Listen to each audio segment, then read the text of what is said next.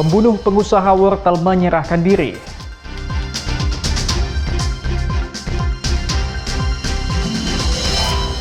Topan Ginting jadi saksi di sidang korupsi pembangunan jalan.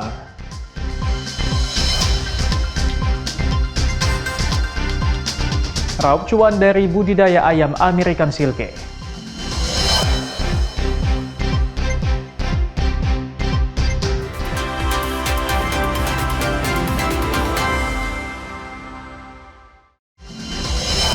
Halo, selamat pagi saudara. Kompas Sumut hari ini hadir dengan beragam informasi penting dan menarik dari Sumatera Utara. Selain 3 sorotan tadi, sejumlah informasi lain akan kami sajikan di Kompas Sumut. Bersama saya, Emre Syapurba, inilah Kompas Sumut selengkapnya di Kompas TV, independen terpercaya.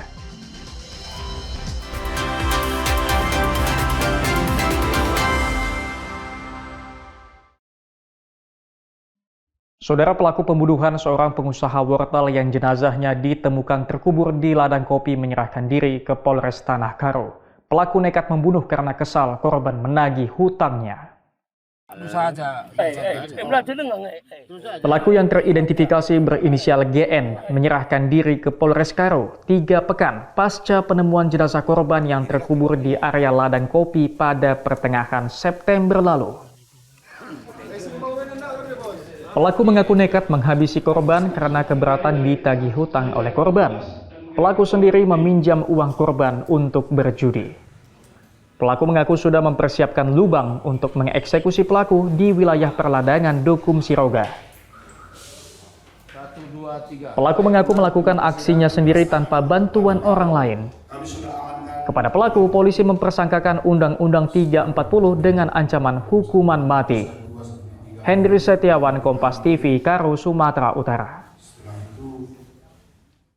Saudara, petugas Polda Sumatera Utara menggerebek sebuah gudang penyimpanan ikan di Kabupaten Asahan yang jadi tempat penampungan pekerja migran Indonesia ilegal.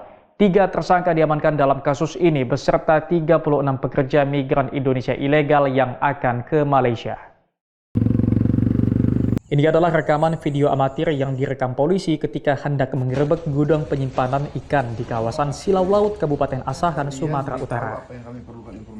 Gudang ikan yang digerebek merupakan tempat penampungan 36 pekerja migran Indonesia ilegal asal sejumlah daerah seperti Aceh, Jawa Timur, Banten, Sulawesi Tenggara, NTT, NTB, dan Jawa Tengah yang rencananya akan diberangkatkan ke Malaysia. Para pekerja migran Indonesia ilegal yang 8 diantaranya merupakan wanita ini tergiur dengan upah tinggi dan dijanjikan akan dipekerjakan dengan beragam pekerjaan seperti koki, asisten rumah tangga, pekerja konstruksi, hingga pekerja kebun. Untuk bisa berangkat, para pekerja migran Indonesia ilegal ini harus membayar sebesar 3 hingga 5 juta rupiah. Direktur Reserse Kriminal Umum Polda Sumatera Utara, Komisaris Besar Polisi Riko Taruna Mauruh mengungkapkan pihaknya juga menangkap 3 orang yang memiliki peran penting dalam upaya pengiriman puluhan pekerja migran Indonesia ilegal ke Malaysia. Polisi kini tengah memburu 1 pelaku lagi yang diduga sebagai otak dari sindikat pengiriman pekerja migran Indonesia ilegal dari Indonesia ke Malaysia. Bahwa tim Subdit 4 di Reskrim mendapat informasi dari masyarakat bahwa sebuah gudang ikan digunakan untuk menampung calon PMI pekerja migran Indonesia ilegal yang akan berangkat ke Malaysia menggunakan jalur belakang ilegal ataupun menggunakan kapal tongkang secara ilegal dan tidak memenuhi persyaratan. Puluhan pekerja migran Indonesia ilegal yang diamankan kini telah diserahkan ke BP3MI dan rencananya akan dipulangkan ke daerah asal. Ferry Irawan, Kompas TV, Medan, Sumatera Utara. Saudara, sarang narkoba di kawasan Jerman 15 Medan digerebek personil Satres Narkoba Polrestabes Medan. 5 orang ditangkap dalam penggerebekan ini. Personel Satres Narkoba Polrestabes Medan menangkap 5 pelaku narkoba di markas narkoba di kawasan Jalan Jermal 15 Medan. Kawasan yang dikenal rawan ini sudah cukup meresahkan masyarakat. Saat penggerebekan, polisi terpaksa meletuskan sejumlah tembakan peringatan ke udara karena para pelaku berkelompok mengelabui petugas. Dari lokasi penggerebekan, petugas menemukan beberapa paket sabu siap edar, alat hisap, dan ratusan plastik pembungkus narkotika jenis sabu. Selain itu, petugas juga menemukan 2 mesin judi jackpot yang kemudian dibakar di lokasi penggerebekan. Kasatres Narkoba Polrestabes Medan Ajun Komisaris Besar Polisi Tommy Arwan bilang lapak-lapak yang jadi tempat transaksi dan penggunaan narkoba dihancurkan agar praktik serupa tidak terulang. Tempat ini sudah sering menjadi pengaduan masyarakat, maraknya di lokasi barak ini orang melaksanakan kegiatan yang pertama, kegiatan judi berupa dingdong, yang kedua juga sering digunakan sebagai tempat untuk menghisap sabu atau istilah yang populer itu pompa. Usai penggerebekan, lokasi tersebut akan diawasi tim gabungan jajaran pemerintahan Kota Medan. Sedangkan untuk 5 pelaku masih menjalani pemeriksaan mendalam untuk membongkar praktik jual beli narkoba di sarang narkoba tersebut. Ferry Irawan, Kompas TV, Medan, Sumatera Utara. Topan Ginting jadi saksi di sidang korupsi pembangunan jalan. Saksikan usai jeda.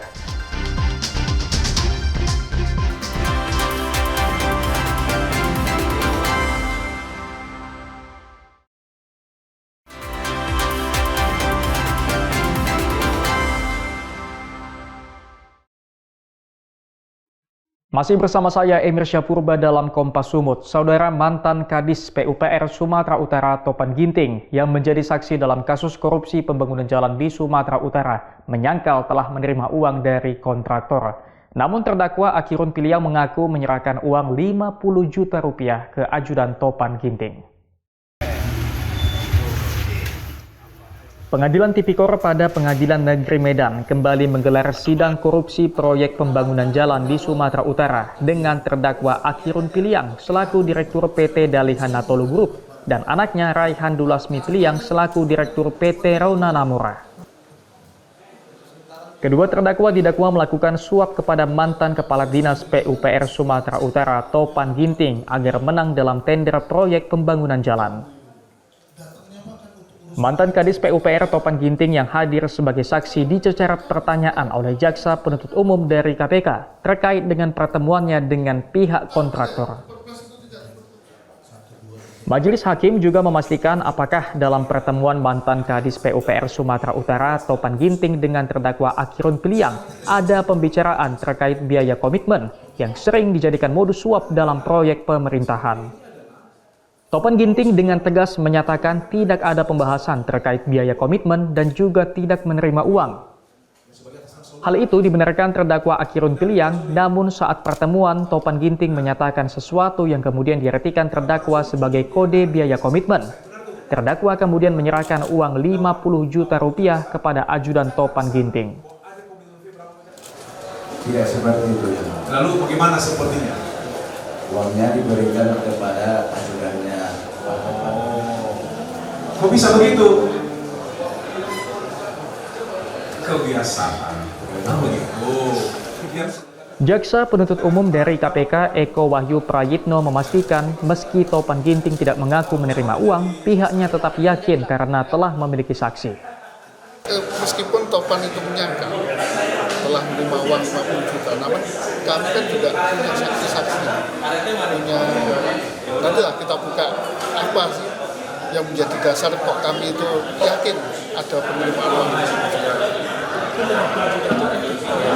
Iya, kami berkeyakinan seperti itu.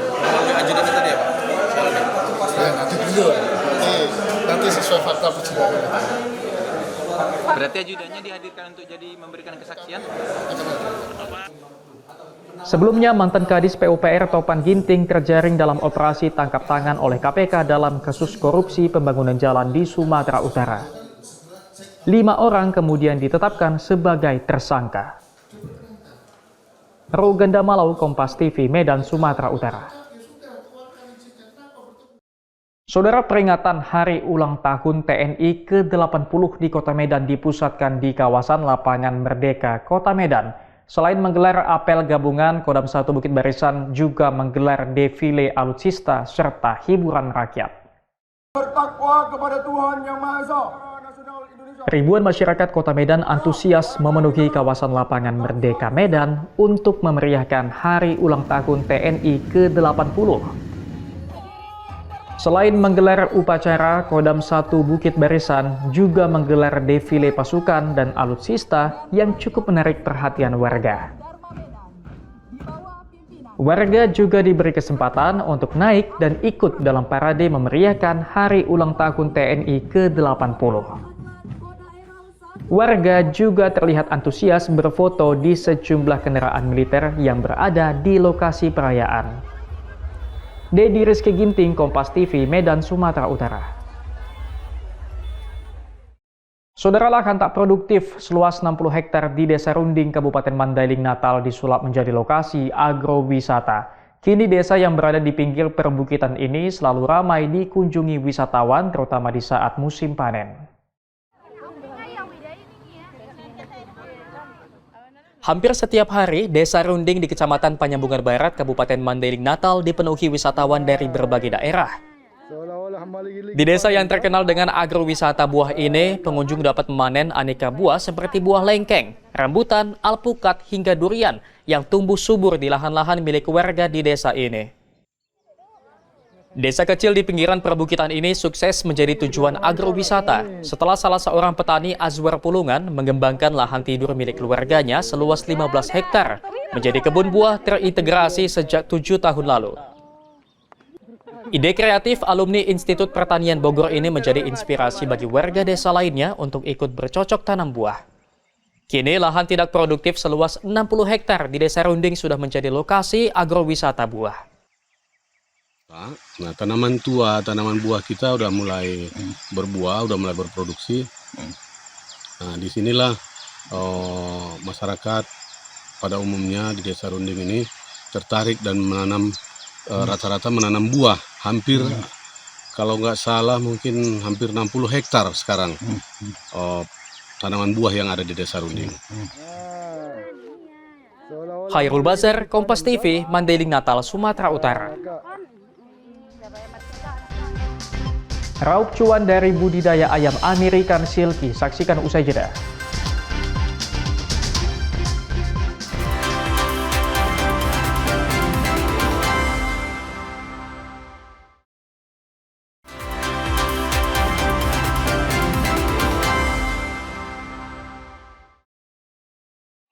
Masih bersama saya Emir Syapurba dalam Kompas Sumut. Saudara, sebuah perjalanan tak biasa dilakukan anggota komunitas lari asal Kota Medan. Mereka rela menempuh 25 km dengan berlari untuk menikmati keindahan air terjun Betala di Kabupaten Deli Serdang. Perjalanan anggota komunitas lari di Kota Medan ini diawali dari pinggiran Kota Medan sekitar pukul 6 pagi. Mereka menyusuri jalanan dan menyapa warga sembari menikmati sejuknya udara pagi. Dengan berlari santai, para anggota komunitas ini saling memberi semangat agar tidak ada anggota yang tertinggal. Untuk pengamanan, mereka juga diiringi sebuah mobil yang membawa berbagai perlengkapan seperti minuman dan obat-obatan.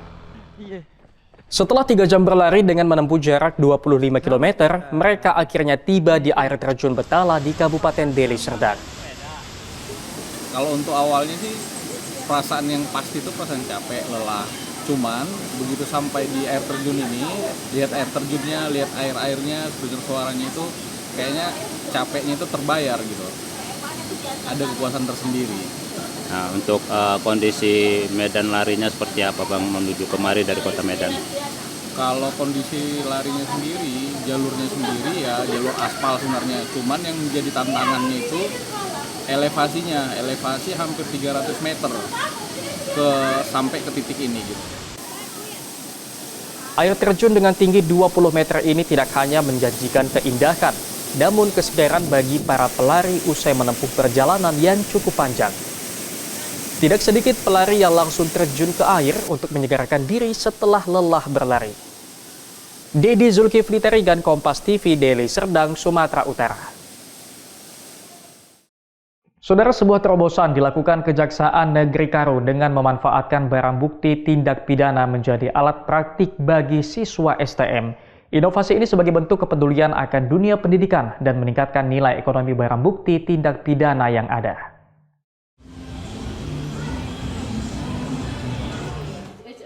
Melalui program Titip Rawat, Kejaksaan Negeri Karo bekerja sama dengan 2 sekolah teknik menengah negeri di Kabupaten Karo untuk pemanfaatan barang bukti yang telah berkekuatan hukum tetap dan dirampas untuk negara.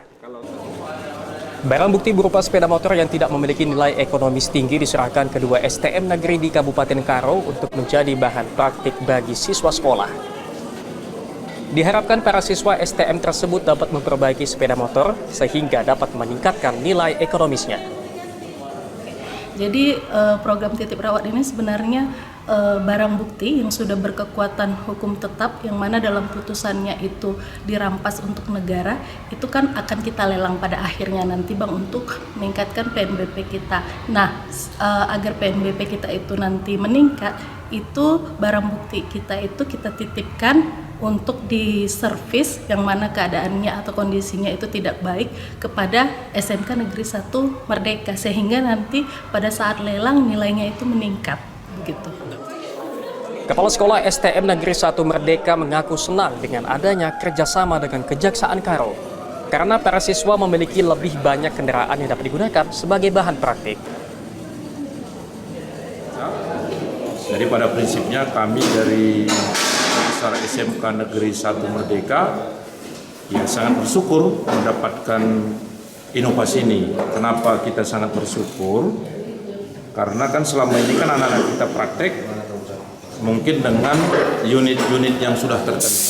Tetapi dengan adanya inovasi ini tentu ada unit yang beragam. Ya, yang beragam yang bisa mereka servis sehingga ini menjadi tantangan tersendiri untuk anak-anak dan menjadikan mereka memiliki inovasi juga bagaimana melakukan servis sepeda motor yang diberikan dari pihak kejaksaan. Ini kira-kira Pak.